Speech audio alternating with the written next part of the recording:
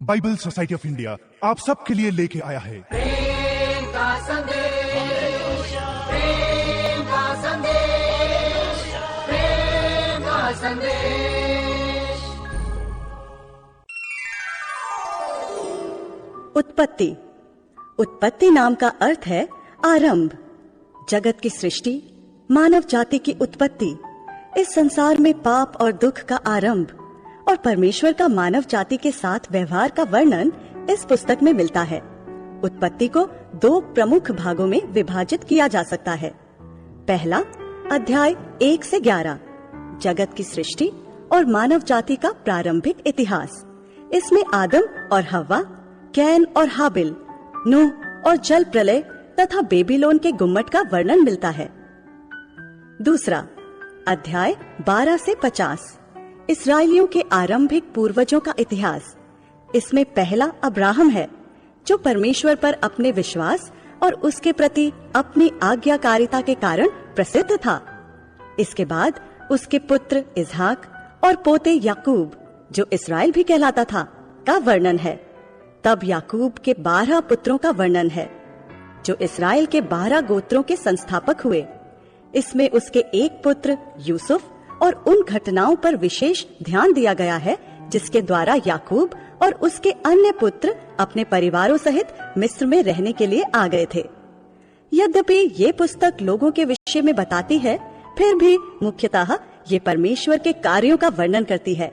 इसका आरंभ इस स्वीकृति से होता है कि परमेश्वर ने जगत की सृष्टि की और अंत इस प्रतिज्ञा से होता है कि परमेश्वर निरंतर अपने लोगों की चिंता करता रहेगा। पुस्तक के आरंभ से अंत तक मुख्य पात्र परमेश्वर है, जो बुराई करने वालों को दोषी ठहराता है और उन्हें दंड देता है। वो अपने लोगों की अगुवाई और सहायता करता तथा उनके इतिहास को व्यवस्थित करता है। ये प्राचीन पुस्तक एक जाति के विश्वास का वर्णन करने और उस विश्वास को बनाए रखने में सहायता के लिए लिखी गई थी। अध्याय 1। आदि में परमेश्वर ने आकाश और पृथ्वी की सृष्टि की। पृथ्वी बेडौल और सुनसान पड़ी थी और गहरे जल के ऊपर अंधियारा था तथा परमेश्वर का आत्मा जल के ऊपर मंडराता था। जब परमेश्वर ने कहा उजियाला हो, तो उजियाला हो गया। और परमेश्वर ने उजियाले को देखा कि अच्छा है। और परमेश्वर ने उजियाले को अंधियारे से अलग किया। और परमेश्वर ने उजियाले को दिन और अंधियारे को रात कहा। तथा सांझ हुई, फिर भोर हुआ। इस प्रकार पहला दिन हो गया। फिर परमेश्वर ने कहा जल के बीच एक ऐसा अंतर हो कि जल 2 भाग हो जाए। तब परमेश्वर ने एक अंतर बनाकर उसके नीचे के जल और उसके ऊपर के जल को अलग अलग किया, और वैसा ही हो गया। और परमेश्वर ने उस अंतर को आकाश कहा। तथा सांझ हुई, फिर भोर हुआ। इस प्रकार दूसरा दिन हो गया। फिर परमेश्वर ने कहा आकाश के नीचे का जल एक स्थान में इकट्ठा हो जाए और सूखी भूमि दिखाई दे, और वैसा ही हो गया। परमेश्वर ने सूखी भूमि को पृथ्वी कहा तथा जो जल इकट्ठा हुआ उसको उसने समुद्र कहा। और परमेश्वर ने देखा कि अच्छा है। फिर परमेश्वर ने कहा पृथ्वी से हरी घास तथा बीज वाले छोटे छोटे पेड़ और फलदायी वृक्ष भी, जिनके बीज उन्हीं में एक एक की जाति के अनुसार हैं, पृथ्वी पर उगे। और वैसा ही हो गया। इस प्रकार पृथ्वी से हरी घास और छोटे छोटे पेड़, जिनमें अपनी अपनी जाति के अनुसार बीज होता है, और फलदायी वृक्ष, जिनके बीज एक एक की जाति के अनुसार उन्हीं में होते हैं, उगे। और परमेश्वर ने देखा कि अच्छा है। तथा सांझ हुई, फिर भोर हुआ। इस प्रकार तीसरा दिन हो गया। फिर परमेश्वर ने कहा दिन को रात से अलग करने के लिए आकाश के अंतर में ज्योतियां हों, और वे चिन्हों और नियत समयों और दिनों और वर्षों के कारण हों। और वे ज्योतियां आकाश के अंतर में पृथ्वी पर प्रकाश देने वाली भी ठहरें। और वैसा ही हो गया। तब परमेश्वर ने 2 बड़ी ज्योतियां बनाई। उनमें से बड़ी ज्योति को दिन पर प्रभुता करने के लिए और छोटी ज्योति को रात पर प्रभुता करने के लिए बनाया। और तारागण को भी बनाया। परमेश्वर ने उनको आकाश के अंतर में इसलिए रखा कि वे पृथ्वी पर प्रकाश दें तथा दिन और रात पर प्रभुता करें, और उजियाले को अंधियारे से अलग करें। और परमेश्वर ने देखा कि अच्छा है। तथा सांझ हुई, फिर भोर हुआ। इस प्रकार चौथा दिन हो गया।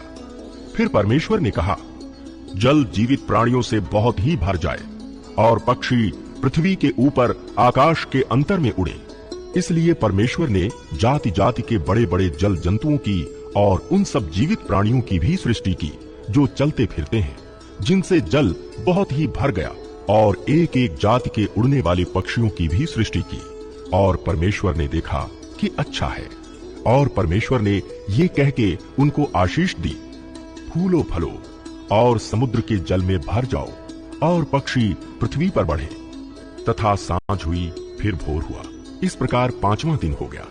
फिर परमेश्वर ने कहा, पृथ्वी से एक एक जाति के जीवित प्राणी अर्थात घरेलू पशु और रेंगने वाले जंतु और पृथ्वी के वन पशु जाति जाति के अनुसार उत्पन्न हो। और वैसा ही हो गया।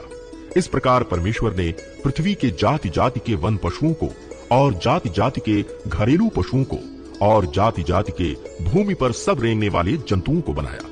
और परमेश्वर ने देखा कि अच्छा है।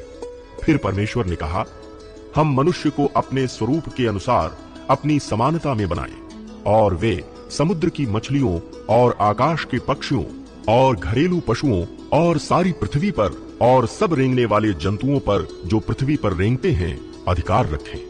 तब परमेश्वर ने मनुष्य को अपने स्वरूप के अनुसार उत्पन्न किया। अपने ही स्वरूप के अनुसार परमेश्वर ने उसको उत्पन्न किया। नर और नारी करके उसने मनुष्यों की सृष्टि की। और परमेश्वर ने उनको आशीष दी और उनसे कहा, फूलो फलो और पृथ्वी में भर जाओ और उसको अपने वश में कर लो, और समुद्र की मछलियों तथा आकाश के पक्षियों और पृथ्वी पर रेंगने वाले सब जंतुओं पर अधिकार रखो। फिर परमेश्वर ने उनसे कहा, सुनो, जितने बीज वाले छोटे छोटे पेड़ सारी पृथ्वी के ऊपर हैं, और जितने वृक्षों में बीज वाले फल होते हैं, वे सब मैंने तुमको दिए हैं। वे तुम्हारे भोजन के लिए हैं। और जितने पृथ्वी के पशु और आकाश के पक्षी और पृथ्वी पर रेंगने वाले जंतु हैं, जिनमें जीवन का प्राण है, उन सब के खाने के लिए मैंने सब हरे हरे छोटे पेड़ दिए हैं। और वैसा ही हो गया। तब परमेश्वर ने जो कुछ बनाया था सबको देखा, तो क्या देखा? अध्याय 2। यों आकाश और पृथ्वी और उनकी सारी सेना का बनाना समाप्त हो गया, और परमेश्वर ने अपना काम जिसे वो करता था 7वें दिन समाप्त किया। और उसने अपने किए हुए सारे काम से 7वें दिन विश्राम किया। और परमेश्वर ने 7वें दिन को आशीष दी और पवित्र ठहराया, क्योंकि उसमें उसने सृष्टि की रचना के अपने सारे काम से विश्राम लिया।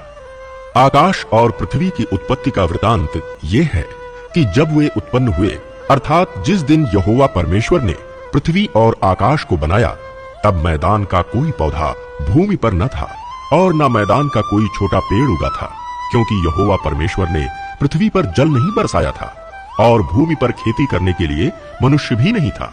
तो भी कोहरा पृथ्वी से उठता था, जिससे सारी भूमि सिंच जाती थी। तब यहोवा परमेश्वर ने आदम को भूमि की मिट्टी से रचा और उसके नथनों में जीवन का श्वास फूंक दिया, और आदम जीवित प्राणी बन गया। और यहोवा परमेश्वर ने पूर्व की ओर अदन में एक वाटिका लगाई और वहां आदम को, जिसे उसने रचा था, रख दिया। और यहोवा परमेश्वर ने भूमि से सब भांति के वृक्ष जो देखने में मनोहर और जिनके फल खाने में अच्छे हैं उगाए, और वाटिका के बीच में जीवन के वृक्ष को और भले या बुरे के ज्ञान के वृक्ष को भी लगाया। उस वाटिका को सींचने के लिए एक महानदी अदन से निकली और वहां से आगे बहकर 4 धाराओं में बंट गई। पहली धारा का नाम पीशोन है।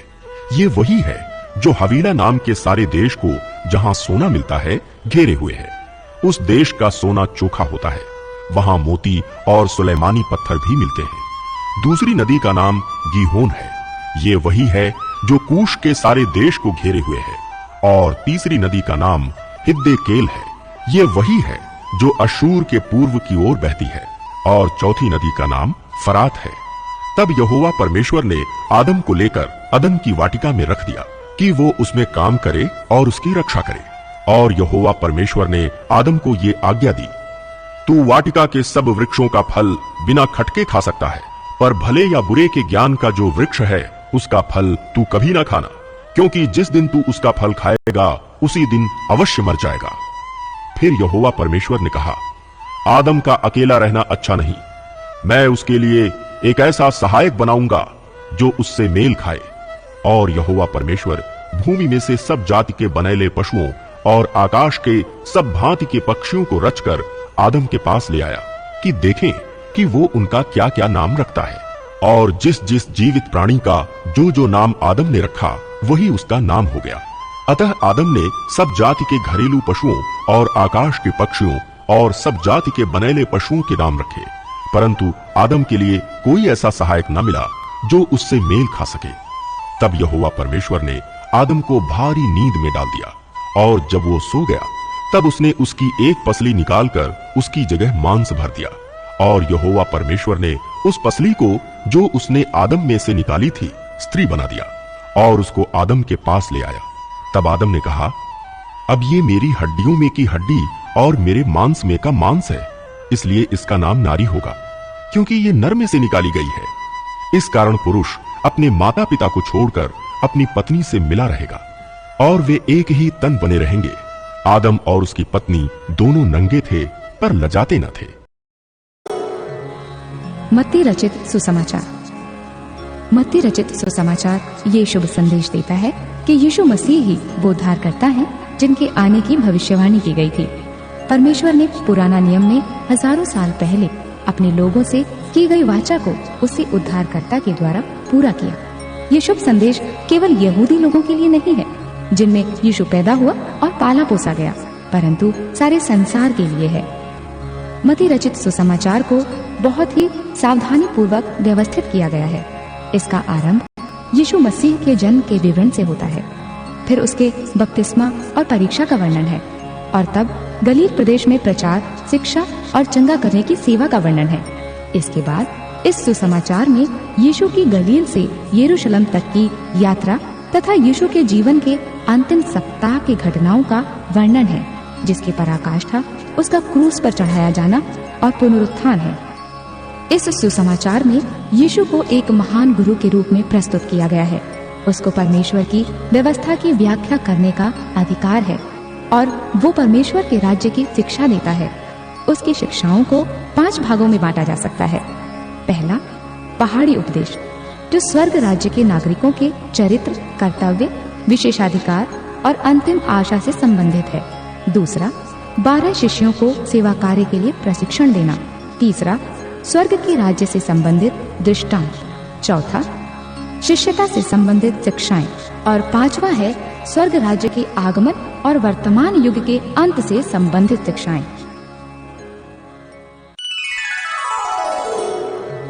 मत्ती रचित सुसमाचार अध्याय 1। अब्राहम की संतान, दाऊद की संतान, यीशु मसीह की वंशावली। अब्राहम से इसहाक उत्पन्न हुआ, इसहाक से याकूब उत्पन्न हुआ, याकूब से यहूदा और उसके भाई उत्पन्न हुए, यहूदा और तामार से फिरिस व जोहरा उत्पन्न हुए, फिरिस से हिस्रोन उत्पन्न हुआ और हिस्रोन से एराम उत्पन्न हुआ, एराम से अम्मीनादाब उत्पन्न हुआ, अम्मीनादाब से नहशोन और नहशोन से सलमोन उत्पन्न हुआ, सलमोन और राहब से बोअज उत्पन्न हुआ, बोअज और रूस से ओबेद उत्पन्न हुआ और ओबेद से यिशै उत्पन्न हुआ और यिशै से दाऊद राजा उत्पन्न हुआ और दाऊद से सुलेमान उस स्त्री से उत्पन्न हुआ जो पहले उर्रियाह की पत्नी थी।